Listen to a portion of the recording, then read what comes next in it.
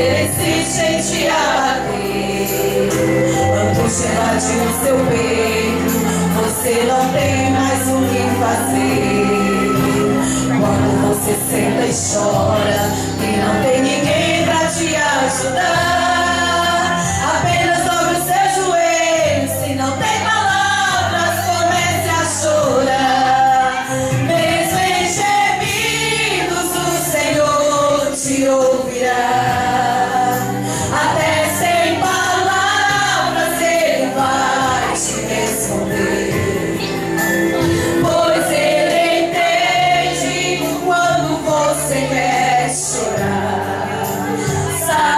De tudo, mesmo antes de falar, Ele conhece o teu sofrer, a tua dor, sabe perfeitamente onde está.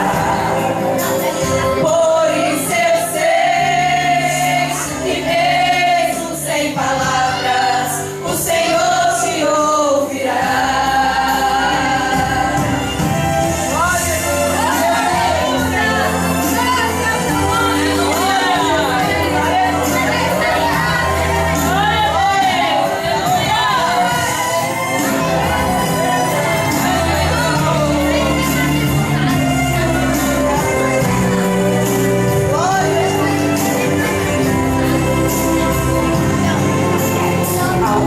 Seus joelhos, em meio às lágrimas você clama a Deus.